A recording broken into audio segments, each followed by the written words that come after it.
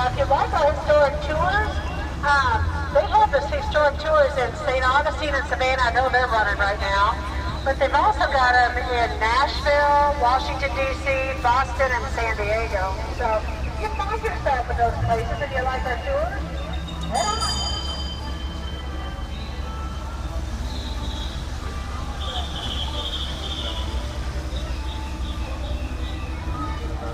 Okay, here we go. Now I want you to know this is a very bouncy ride. So if you have loose articles, you definitely want to secure those. We are not allowed to go back and pick anything up. To the right, down there you see the blue and white striped awnings, the aquarium I was telling you about. Ahead of us, the red brick building with the red roof, our former customs house, known as Old 91 because it was built in 1891. Romanesque revival architecture, the roof is on steel roof. I never mentioned this in the song, but all you need to know from accumulating on top of the roof and collecting the roof into the building. And Fort Columbus is the only free city here in the continental United States. Also used to house the district circuit courts and post office, but during World War I, Thomas Edison had a laboratory there while he was here experimenting with depth charges for the Navy. That's the Art History Museum. The monument on the right, that is in honor of fallen Civil War soldiers. Key West was occupied by Union troops during the Civil War, and if you wanted to join the South, you had to go north to do it. The brown brick building on the right, Mel Fisher's Maritime Museum now, used to be the shipwreck salvage warehouse. Now they have treasure in it from 2 Spanish galleons that sank on our shores back in 1622. The Santa Margarita and the Atocha. Mel Fisher searched for the Atocha for 16 years until he found it in 1985. They found over $400 million worth of treasure off that ship out in our waters. They are still finding treasure out in our waters of it today. Coming up on the right of the presidential gates, the road behind those gates leads back to Truman's little White House on the former naval base. The gates were only officially open to presidential motorcades. They've seen the motorcades of Truman, Eisenhower, Kennedy, Carter, Clinton, shortly after they were built, President Taft. Here's some presidential music for you.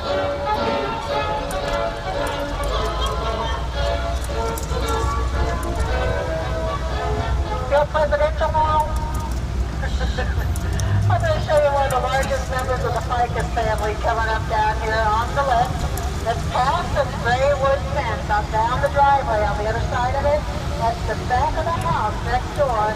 That tree is the same one next to the sign. Those hairy things hanging down, they're aerial grits when they hit the soil to make it out of trunk. Jumps from the backyard to the front, jumps across these steps and across the driveway into the next yard. It's the largest set of residents in the state of Florida. The honor used to belong at Fort Myers and Yedison, home in Hurricane Irma damage that. But those are from India. The largest one is in India, over 5 acres large. Anybody building an old town is supposed to build to resemble the turn of the century. Set back on the far right is our post office.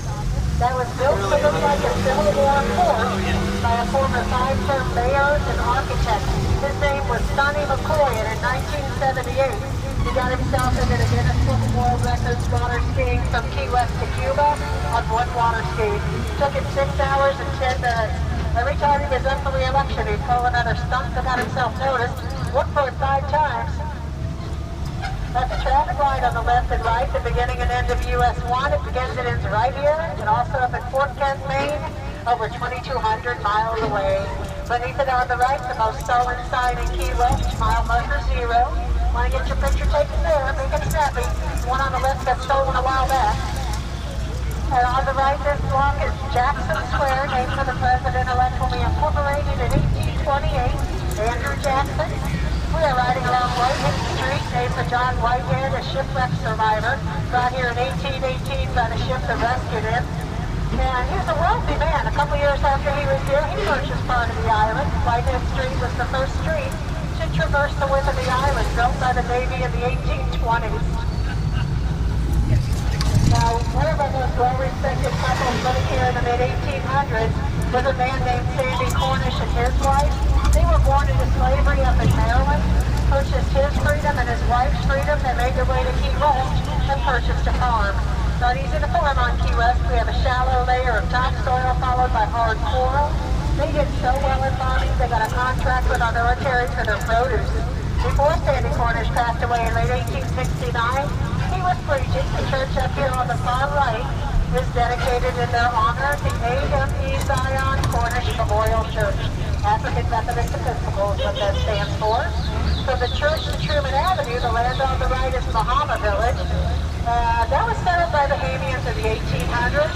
Most were for wrecking, fishing, and sponge industries. One of their ancestors still live here. On the other side of this sunlight street, or no, actually on this side, down this street, this is Laconia Street to the right. Really good restaurants and some nice shops.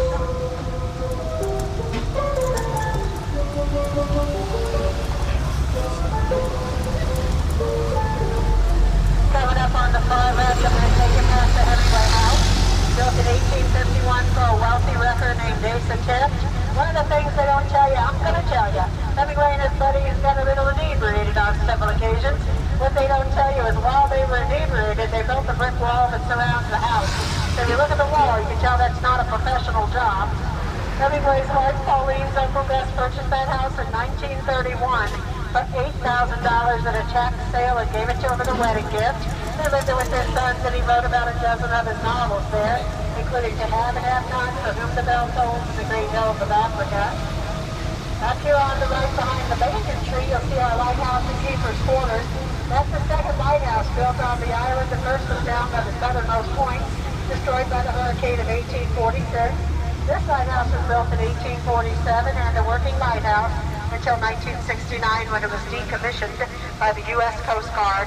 There are 88 steps to the top of that lighthouse. It's a nice view out over the island once you get up there. I will say it's a little harrowing coming down those stairs, spiral stairs, when somebody else is coming up at the same time. The keeper's quarters does have one of the first fireplaces installed down here. Like snow roofs on the customs house, they were insisted upon by the government. All government homes had fireplaces in them, no matter where they were located. Across the street, we'll be entering what the 1800s was known as Gato Village. Eduardo Gato, a wealthy cigar manufacturer, is also a really nice boss who built most of the homes in the area coming up for his 500 cigar factory employees. Well, one of the people who really gave the cigar industry a big push was a shipwrecked Englishman named Sir William Wall. In 1831, he started importing loose Cuban tobacco and Cuban laborers to hand-roll cigars. Started out in the cottage industry. Then in the 1860s and 70s, Civil War was shaking Cuba. Everybody had to get out of there, Jen, and a lot of them ended up here in Key West. By 1877, we were the world's leading cigar manufacturing center with 166 cigar factories, producing over 100 million hand-rolled cigars annually. In 1886, the Great Fire started up in the San Carlos Institute, burnt down more than half of those cigar factories. 1890s had a labor disputes coming down from Tampa, where officials offering land and tax incentives for the last of those cigar factories to move up there. By 1931, our last cigar factory rose. Now the 1600s, one of the most prosperous businesses throughout the Caribbean and the Florida Keys was piracy. By 1718, the Bahamian governor had broken up the pirate republic in that region. Some of the pirates still terrorizing the Keys were Blackbeard, Black Caesar, Joe Lafitte, Henry Jennings, and Henry Morgan. Our government got tired of them terrorizing the Keys, and in 1823, sent Commodore David Porter and his troops down here to rid the islands of the pirates. Our waters were so shallow, they had to commandeer shallow bottom boats to get rid of the pirates, because the regular ships couldn't get around out there. And those that did not perish in battle were chased up to Cuba and Puerto Rico. They'd already been chased out of the Bahamas. To the right, the Naval Air Station Key West still plays a big part in Key West and throughout the Florida Keys. That is the communications and housing area for some of the Navy.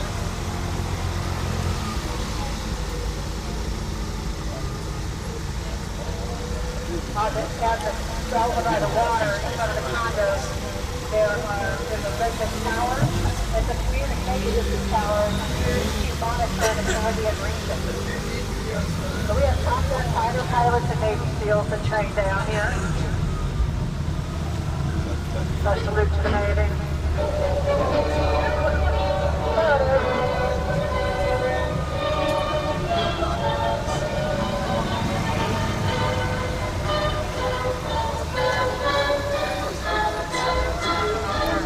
Ahead of us, of course, as you can see on the far left corner, the owner did not like the way the sun was shining down on his favorite terrace. Machinery being what it was back then via mule power. Moved that great big house across the street, turned it 90 degrees, and kept the address, C1327 above the door. Next to it is the Butterfly Conservatory. More interesting than people give it credit for. They say if you're walking around in there and a butterfly lands on you, you'll have good luck. They have 50 to 60 different types of butterflies in there from all over the world. Some are as big as small birds. There's hundreds of them in there. Also up there are flamingos named Rex Scarlet. Their birthdays are Valentine's Day. They were given the name of George and Gracie, and nobody knew who George and Gracie were, so they changed it to Rex Scarlet. I'm old enough to know who George and Gracie are. You also have turtles in the creek and other tropical birds in there. Now, Jose Marti was considered the George Washington of Cuban independence from Spain. He was also a poet, and then wrote the words to the song Guantanamero. He gave rallying speeches at the other end of Uval and San Carlos Institute. He also gave a magician in a place known as La Terraza de Marti, or the Terrace of Marti. It's hard for people to say, so we've shortened it. Up here on the far right, now we call it La Terraza. That's the terrace where he gave his speeches. Down here on the far left, the two-story white building is the former Cuban Club. Horatio Marino formed the Cuban Club in 1900, a place for Cuban people to rally around education, recreation, and medical care. They pay a small weekly fee and be entitled to doctor's visits and medicine. A lot of dances went on there and that type of thing. Down here in the traffic light, we're going to turn right, and then we're going to make another quick right into what is known as Stop Beam. And don't get out in the traffic. I'll tell you when I'm in there and in time, so... Yeah, I've had it happen a couple times where somebody will hop out when we're sitting here. It's like, no, no, no, not here. Because we have scooters and things will just zoom right by. They'll smack you. So this is one of the stops. If you went to the left of the traffic light, you could go back to the Hemingway House and Lighthouse Museum. If you went behind us, of course, you could go to the southernmost point, the Butterfly Conservatory. We're going to be parked between these awnings right or between this little area right here. Those little trash cans are right beside it. Oh, my goodness. Also one of the driest. We average less than 40 inches of rainfall annually and 3,413 hours of sunshine. That's why I'm here. And they'll blow me in Minnesota.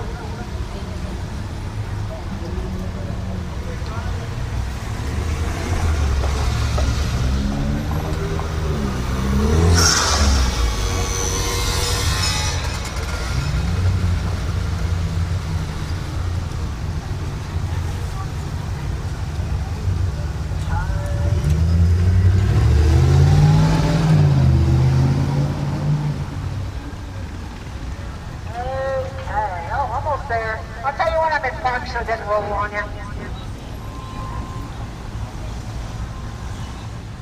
Okay, now, one of the worst things to happen in Key West was in the early 1800s. That was yellow fever. People were dying long, slow, painful deaths, and the cause was not known, the cause of the spread of it. Well, our public health official, Dr. Joseph Gates Porter, felt like he had the reason for it. He thought it was because of unsanitary conditions. So they started cleaning up the stagnant water in the privy. Only to find out it didn't get down on yellow fever, it just didn't stop it. And so when a few years later, another doctor found out that yellow fever was being spread by the bites of the tiger mosquito. And the doctor who found that out was Dr. Walter Reed. There you go. Yeah, that's why he's so famous. Now we're going to turn on to Truman Avenue. Before Truman Avenue was paved, it was known as Rocky Road. And once it got paved, it was Division Street. It divided the farmland from the business side of the island. When President Truman kept coming down so often, they decided to take a vote and name it Truman Avenue.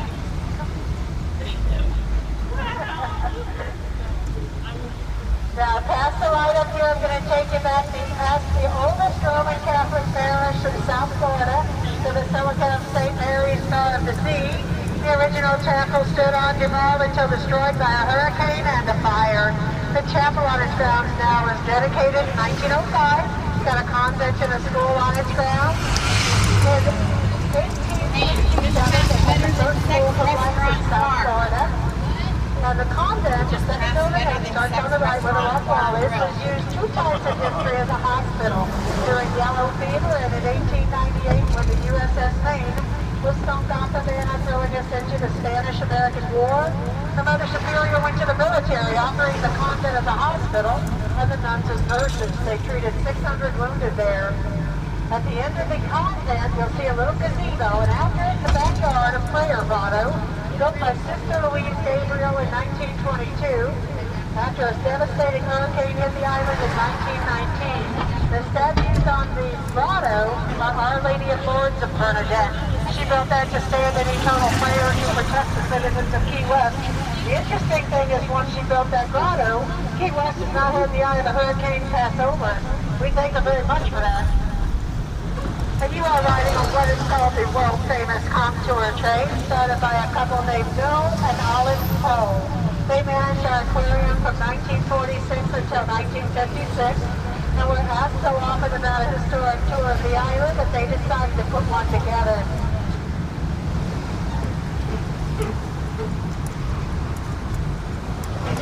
They started in 1958 with one train. By 1971, they had multiple trains carrying 300,000 guests around the island every year. The reason they decided on the train idea was because Franklin had brought his railroad down by then, so they decided to make it a train. But they'd always wanted to travel the world. In 1972, they sold the business and started traveling all over the world. People from all over the world would come up to them and tell them they had ridden the Conch Train in Key West, Florida. So that's how they decided to call it the world-famous Conch Train. At the flashing light on the right corner is our Firehouse Museum. The first firehouse was built in 1907, started operating in 1908 with 12 full-time firefighters and 200 volunteers. Also 4 strong fire equipment. This place survived the hurricane of 1909 that had 100-mile-an-hour plus winds. Now the next 2 blocks from here are a quiet zone. You can talk amongst yourselves as much as you want. I'll be back with you as quick as I can. But get ready because there is a really good dip right there.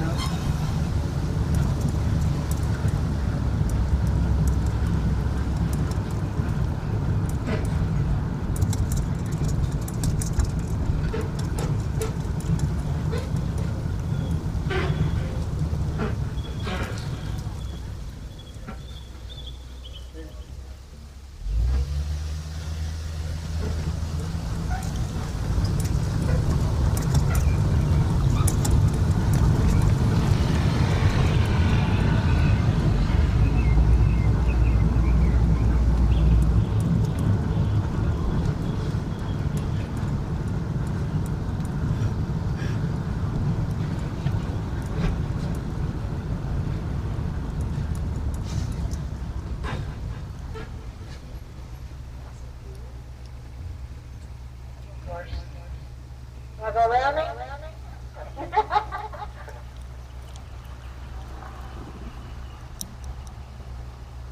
It's always hard to see families on those sidewalks. Okay.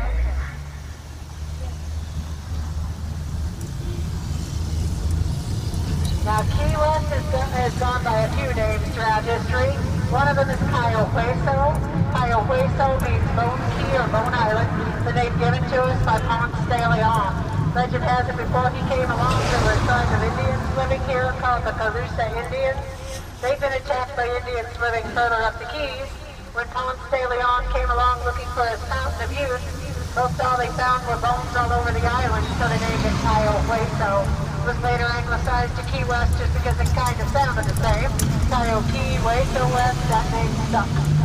One of the people who really gave the business side of the island a big boost was Henry Flagler. He knew the Panama Canal was due to be completed in 1913 and felt he could capitalize on that by bringing his railroad on down from Miami to Key West. That way he could transport goods up the East Coast. At the time, we were the closest port to the Panama Canal. It cost him about $50 million, equal to one man paying for the Alaska pipeline. About 400 people lost their lives in the process, but on January 22nd, 1912, Mr. Flagler arrived in Key West to open his railroad. They say it was his arrival that put us on a week-long party we'll never match, but I guarantee you I've been here long enough to know we consider it our duty to continue to try. As he traveled around being very wealthy, he always insisted on first-class accommodations. If they weren't there, he would solve their problem by building them himself. He built the breakers up at Palm Beach, and this place on the right, he built with Ford and Belgian cement. Resistant to saltwater erosion, it's 22 inches thick at the base, 11 inches thick at the top. He unfortunately did not live to see this hotel completed. He passed away in 1913, and at that time, it was rumored to have been from a heart attack because 1913 was the first year of federal income tax. This hotel operated in style until the Labor Day hurricane of 1935 destroyed his railroad. Then his hotel sat empty and finally closed for lack of guests, only being used 3 times throughout the next 40 years. By the military during World War II and the Cuban Missile Crisis, and by the Peace Corps.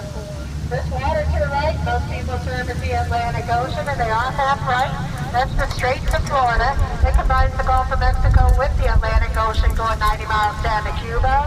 Where the sky and the ocean meet out there is where the 3rd largest living coral reef in the world is located. That's a barrier reef extending from Key Biscayne, Florida, down past the Dry Tortugas, 220 miles long. We do have 3 Civil War forts on the island around this curve. One of them is the very end of the street down there, the West Martello. Never completed and never saw combat. The reason it looks like it's seen combat is because it was used for target practice after the Civil War from the East Martello and Fort Zachary Taylor. They're all about 1.5 miles apart, and that's how far a cannonball flies. Now it's home to the Garden Club. Just past it is the African Cemetery. When the illegal slave trade was going on, our Navy intercepted 3 ships bound for Cuba. Then the holes in the ships, because of the horrible conditions, chained together with dying young African men with dead African men. It was the 1800s, and we tried to save the dying, but they were too far gone. On the flat part in the middle, there are all-young circle spots, and some of their bodies are still buried today. Most were kids 8 to 16 years old. Past it, you see the White Street Fishing Pier. In front of the White Street Pier, there's some black granite. That's our AIDS memorial dedicated by the city of Key West to the people who passed away from AIDS here. That was dedicated back in December of 1997. Now, one good thing that actually came from having the coral reef out there was in the early 1800s, before the channel markers and lighthouses, we had a very lucrative wrecking business. About once a week, a ship would wreck out on the coral reef, and you would hear, "Wreck ashore!" all over the island. They would yell, "Wreck ashore," because all the men would race to their boats to be the first man to touch the shipwreck. The first to touch it became the wreck captain and entitled to a greater share of the profits. He'd save the survivors, salvage the cargo, and auction it off down where Mel Fisher's Maritime Museum is today, the shipwreck salvage warehouse. Afterwards, with a pink or blue ribbon, they could do what they had. Up here on the left, you're going to see City Hall. Started out as an elementary school. The tiger up there on the corner was made by the high school welding shop class. Under those fang pets, those are spark plugs. Now, the Conch Republic was born April 18th in 1982 in response to the U.S. Border Patrol's blockade of our Florida Keys. 2 versions as to why it went up in the first place. One, because they thought there were a lot of illegal drugs going into the United States from the Florida Keys. The other, because of the burial movement over in Cuba, letting people out to come over to the United States. Whatever the reason, it was really hurting our economy. Well, our mayor at the time went up to the government to ask them to remove it. The government had no pity on the Florida Keys and told him it was too bad. The blockade was staying up and he would have to deal with it himself. Well, he had an idea, brought it back, and together with the city council, they decided if the government was going to treat us like a foreign country, we might as well be one. They seceded from the Union, declared war by going to the border patrol and throwing stale Cuban bread at them. That lasted about 15 minutes, then they surrendered and demanded $1 billion in foreign aid. We never saw the foreign aid, but we saw the national news media. Their coverage is what encouraged the government to remove the blockade 5 days later on April 23rd. The government never responded to our secession. There happens to be an international law governing adverse possession between sovereign nations. On our flag is our motto, we seceded where others failed. You probably see the chickens around the island brought over by the Cuban people for cockfighting. That was found to be inhumane. It's been outlawed. All the Pharisees out of the Everglades Sanctuary, that includes the bird sanctuary, they are free to roam. The only natural predator down here is a chicken hawk. Okay, over the desk found on the left, the first few houses are shotgun houses. This first back door is right up when they're both open. They say it's like looking down the barrel of a shotgun. Done that way to encourage a tropical breeze to run through the house. And you may have noticed by now that our homes have metal roofs or tin roofs. That was done for two reasons. One of them was because before we had running water, the rainwater would go down those metal roofs into the gutter system that led to a pipe in the back of the building, and that pipe went into a big cistern. That's how we got our fresh water. The other reason is because when the Great Fire of 1886 started up at the San Carlos Institute, these places had wood shingled roofs. They're so close together, sparks were flying from roof to roof, burnt down half the island in 12 hours. The only fire truck we had was in New York City being repaired. After the fire was put out, the mayor mandated anyone rebuilding or reroofing do it with a tin roof to prevent the spread of the sparks. I'm sorry to have to tell you this, but it's required. We're pulling up to the dead center of Old Town. It's the Key West Cemetery. Now, it looks like the cemeteries in New Orleans, unlike their water table, we have that shallow layer of topsoil followed by hard coral. Well, before machinery was what it is today, they dug down as far as they could and had to build up. On the far side over there, there is a little building where you get a map and do your own guided tour of the cemetery. Also, a monument to the USS Maine, which is a soldier with his left hand raised looking for his lost comrades. Within the fence beneath him, those are all soldiers. But there are some funny epitaphs, interesting monuments, and famous people in there. A couple of the epitaphs, one for a well-known hypochondriac named Martha Roberts. She's in there as VP Roberts. She used to go all over town complaining of every ailment known to man that got the final laugh. On her tombstone she had a put, I told you I was sick. Then they told her lady his husband was a commander. It wasn't going on before he died. After he died it was. On his tombstone as well he had a book on at least I know we are sleeping. Yeah, most of the homes in Old Town were built in the 1860s and 70s. Look at the rooster on the back of it. 1860s and 70s. One of the most popular things to do at that time was gingerbreading. And sometimes it told you what they did for a living. It started out being done by machinery, but as it got more popular, it was, hand carved, as it got more popular being done by machinery. On the left here, you see the arrowheads, tucked in the blacksmith, the baker next door with the gingerbread men gingerbreading. There's two levels of it on the one on the right. Nothing in particular, just a pretty design. Slight quiet zone for me. I'll be back with you in just a minute.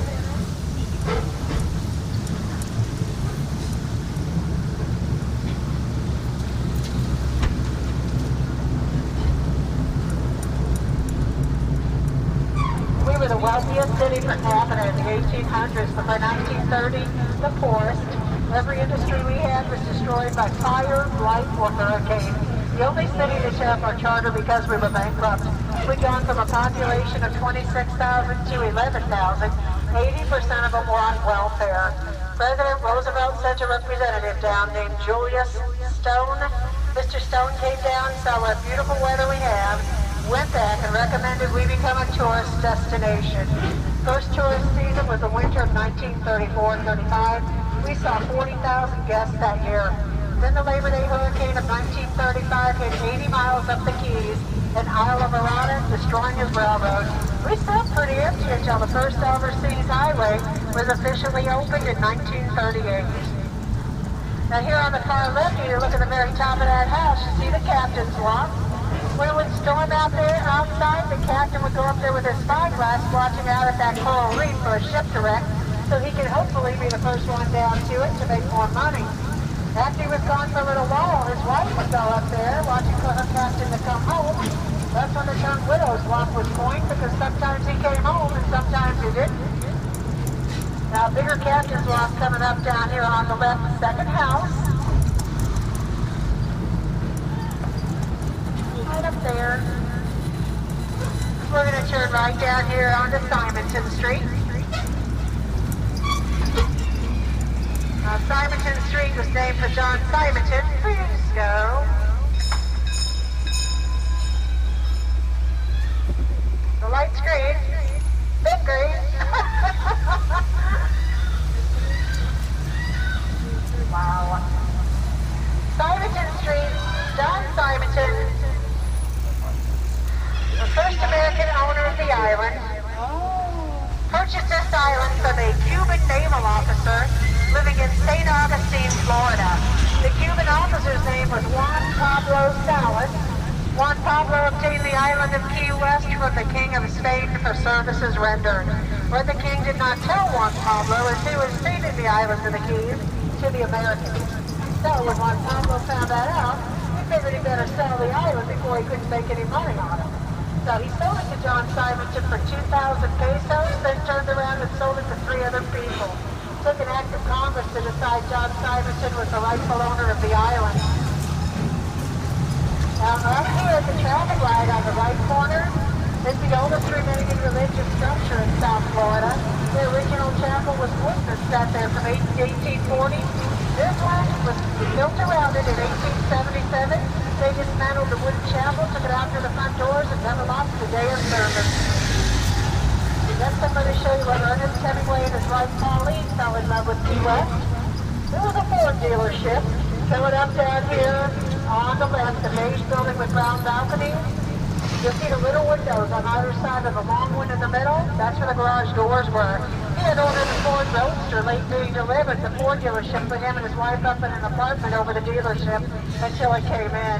He did a lot of riding there, and that's where they fell in love with Key West. Now, Captain Curry brought his family over from the Bahamas in 1837, made so much money in the wrecking and tobacco industries, he became Florida's first millionaire. When he passed away in 1896, the wealthiest man in Florida. On the right corner, that brick building was his tobacco warehouse back in 1877, storing tons of loose Cuban tobacco in there, waiting to go to cigar manufacturers.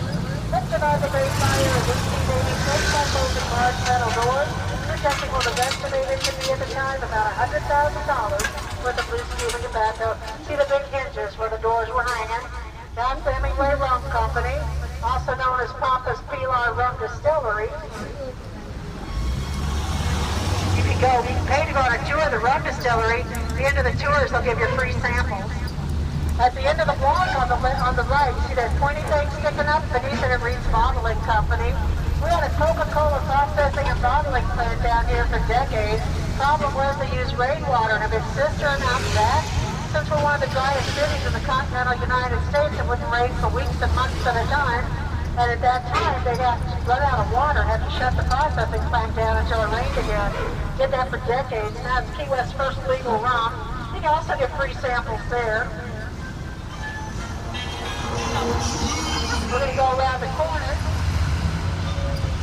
Just before the traffic light down there. I'm hoping that the other train is not up here. Last time I came in, he was still there. But, if you want to get a snack or a drink to bring with you, as long as it's not alcohol, you can bring it on the train. I'll try to point out how to get to the facility as we go past the park. I'll tell you that at 2:01, I believe at 2:03.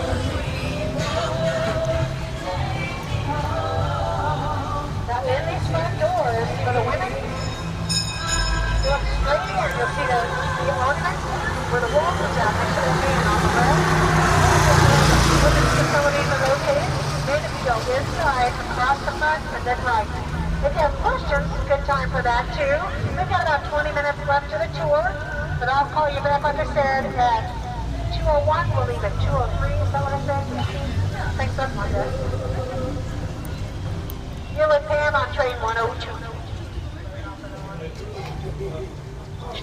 But if you are going on the glass bottom boat at some point in time during your stay, when we pull out to the right, you'll see where you have to go.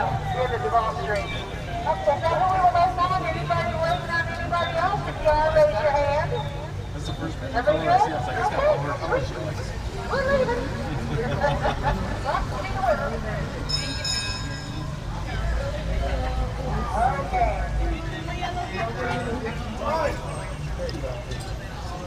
Yellow, then I know I can make it through. That striped brick building over there on the far left will be on our far right when we turn out here. When the wrecking and tobacco industries were here in full force, they did not trust our banks, so they actually made their own bank. You'll see that founded in 1891, it was founded as a bank. We'll be turning back onto Duval Street. Named for our first civilian territorial governor, William Pope Duval. That was in 1822. Most of the festivals centered around Duval Street.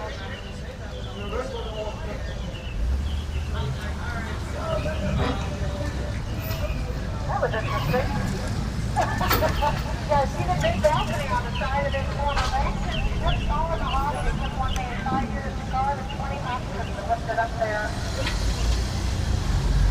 Well, like I said, most of the festivals are centered around Duval Street, though most were canceled this year, including the largest one we have every year, Piracy. That's at the end of October, not for the faint of heart, like the Mardi Gras or Carnival in Key West, the one I definitely recommend leaving the kids at home for. At the traffic light on the far left, one of our most favorite landmarks will be Ernest Terry Blade's favorite watering hole, Sloppy Joe's Bar. The original Sloppy Joe's is to the right, and across the street is the yellow building that reads Captain Tony Saloon. The original Sloppy Joe's from 1933 until 1937, with Sloppy Joe Russell found out his landlord was raising his rent by $1 a week. He didn't appreciate that. He borrowed the money from Ernest Hemingway, purchased this building in secret, and on the last day of his lease down there, told his patrons, pick up your drinks and bar stools for moving it down the street. That's what it's been ever since.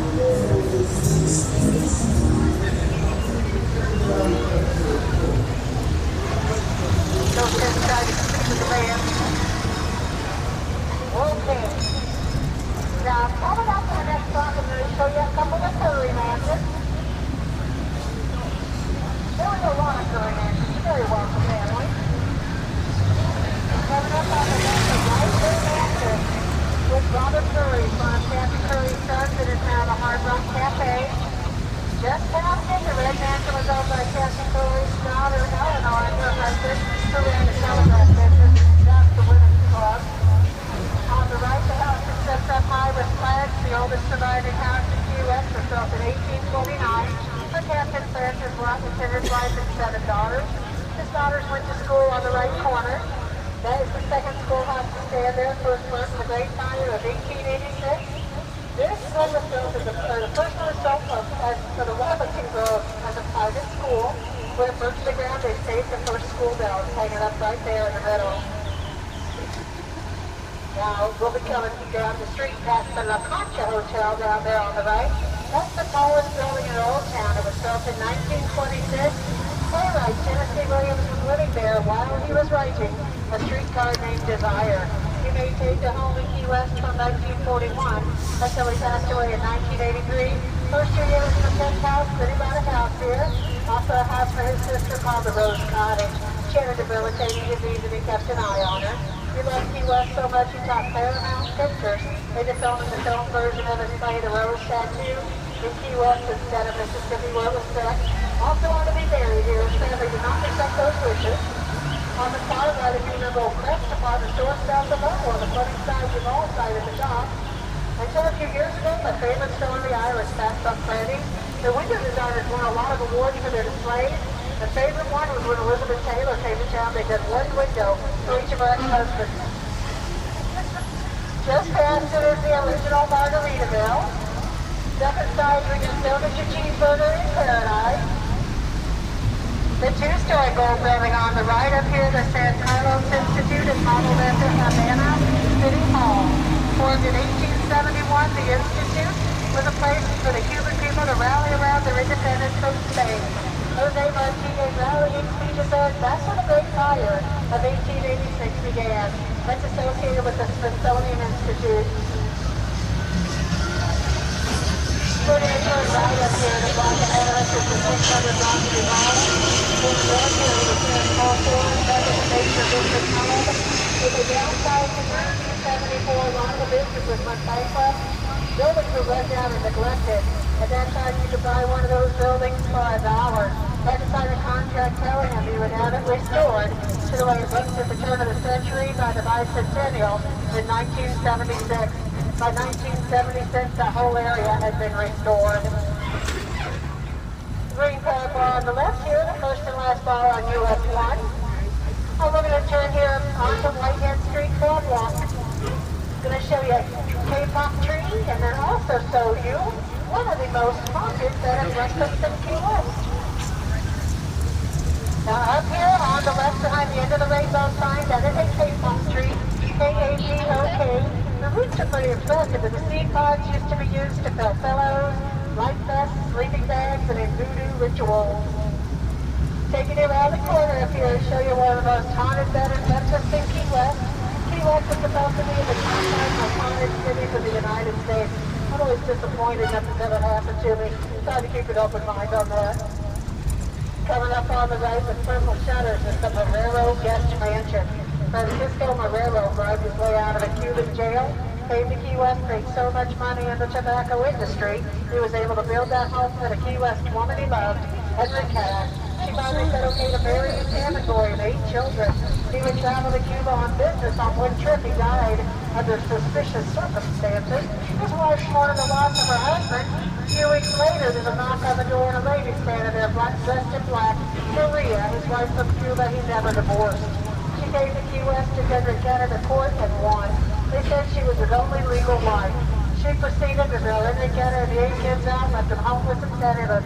Enriqueta vowed if she couldn't live there in life, she'd be living there in spirit.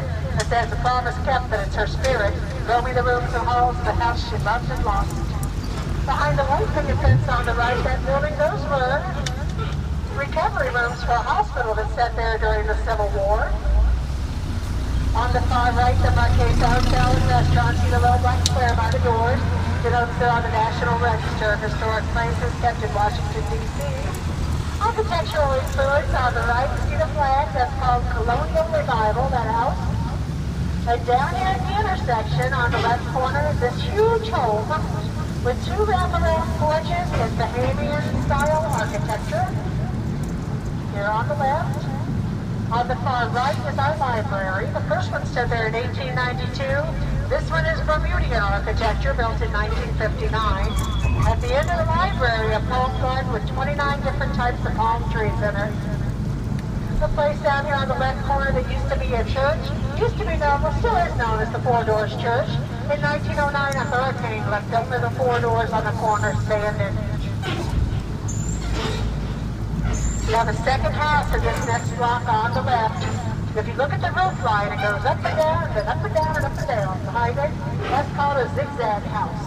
And when they would have another baby, they would add another zigzag. They should also set the points of the zigzag to help trap the heat up there so the main level would be a little bit cooler. And down here on the far left, there's a big yellow building with green shutters. That was our sponge exchange. There's a mermaid coming out the top up there. We had a monopoly on the sponging industry in the 1800s. Over 1,000 men were employed in sponging. They would take long wooden rods with 3 metal prongs on the end of them, put whale oil on the ocean and lift their glass bottom buckets so they could pluck sponges off the bottom of the ocean floor. People who have tried sponging say you need a weak nose and a strong stomach. Apparently they smell extremely bad when they're taken off the bottom of the ocean floor. In 1938, the red tide came along and killed off our sponging beds, and at that time, the industry went up to Tarpon Springs, Florida. Those beds are grown back since then. This is the sponge park of Valerie Square. We don't do sponging here anymore, but those are the type of sponges that they took off the bottom of the ocean. Another type of architecture coming up down here on the left, the house with the flags, called an eyebrow house. The roof comes over the second level, so they keep those windows open. It protects it from the sun and the rain, so they can have a breeze going through the top part of their house, like your eyebrows, protecting your eyes. And down here at the traffic light on the where the porch runs out here on the corner, that's called wheelhouse design, because it resembles the wheelhouse of a ship. On the fence down here, there's a little plaque that denotes later on it became home to our first Cuban consul in Key West. His name was Antonio Diaz Carrasco. See the big black mast at the very end of the street straight ahead of us? That is a Coast Guard cutter ship. I'll show you where Coast Guard headquarters is located now. If you're still with me at the end, I'll show you where it was in the beginning. But up here at the stop sign on the far right, you're going to see a statue. This statue is Henry Flagler. When he brought his railroad down from Miami, where his statue stands across the street here, that is where the railroad stopped. Where the street veers off to the right, at the very end you'll see a black wrought iron gate with stop signs on it. That's Coast Guard headquarters now. For Key West, anyway. We're going to go up here and go into stop D's and Dogs. That is for the historic seaport. This is where you go for a lot of the seafood restaurants and bars along the boardwalk. A couple of cute shops down here as well. One of them, this one on the right. I would like to stuff their hand in the window instead of in there. Do some Christmas shopping. There we go. This is Stop Deers and Dogs. This is for a lot of the seafood restaurants and bars, like I was saying.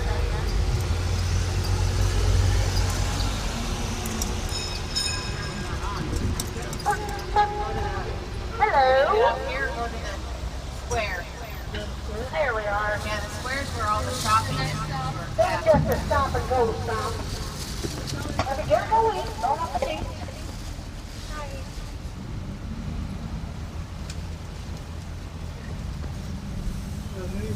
I'm a little peckish myself, so bring me back some. Yeah. Yeah, we still got 2.5 hours. Worth a try. Yeah, oh, it's all right. Everybody else good? Real good? Now once we turn here, ahead of us will be the historic seaport. The commercial fishing people, like the shrimpers and the fishermen, used to come down here, but they don't come down here anymore. They actually go over to Stock Island. Now you can still charter fishing boats out of this area. Some of the people have the regular boats here as well. And coming up down here, not right here, there's a big building with an underwater steam mural painted on it. It was first painted in 1993 by artist Robert Wyland. He completed 100 subworks all over the world. This 100 was completed during the Beijing Olympics on the Great Wall. The first painting he had here, number 52 out of 100. Painted by Robert Wyland and dedicated in September of 1993 by our own Captain Tony, former mayor and saloon owner. Repainted in 2003 with the help of Florida wildlife artist Guy Harvey. That faded in 2012. The original artist, Robert Wyland, came back and repainted it again. On this end of the upper left corner is Robert Wyland's signature. Beneath his, the signatures of the people who painted the background of the coral for him. Now, this area from the late 1860s to the late 1960s was extremely rough and rowdy. Sailors and fishermen who'd been out at sea for weeks at a time would come into town with their pockets full of their paychecks, ready to go drinking and having fun. They did not like each other at all. That place across the street on the far left started out in 1800 as a grocery store. By 1868, known as the Red Door Saloon and nicknamed the Bucket of Blood because of all the fights that went on between the sailors and fishermen. At that time, you would walk in, they would pat you down. If you did not have a weapon, they would issue you one for your own protection. Now, we are on Caroline Street, and I remember Jimmy Buffett had a song about a woman going crazy on Caroline Street. I was relieved to know he was talking about his landlady, but I'm going to tell you a little excerpt from that song.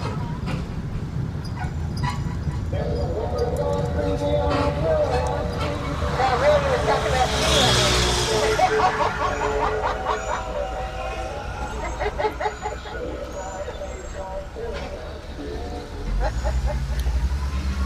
Okay, now coming up with the traffic light down here on the left behind the black wrought iron is our settlement building. Built in 1931, it's built out of fossilized coral they quarried here in the Keys. Still houses the customs and immigration offices today. We are still an official port of entry into the United States. And across the street, you'll see the bush that sticks out on the far left with the pink dots on it. That's a powder bush. This block we're going to be entering in the 1800s was known as Millionaire Road. So these homes are single-family homes now. Most are bed and breakfast and apartments. I'm going to show you my favorite Curry mansion coming up in this next, on the far right corner here. And its architectural style is called wedding cake. Right there. Now this is the second Curry mansion to stand on the property. First month that Great Fire. This was built by Captain Curry's youngest son, built it with part of his inheritance. A 20-room mansion finished in 1905 for $13,000.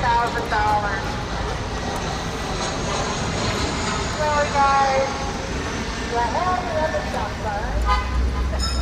Hey, Piper on the right. now my favorite home on the island, on the west corner, is home to a first public health official, Dr. Joseph Gates Porter.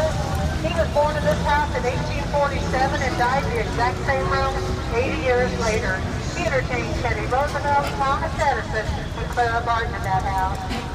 Up here, before the next big house on the left, you'll notice the freshwater Piracy well, right beside the porch. That was the real deal.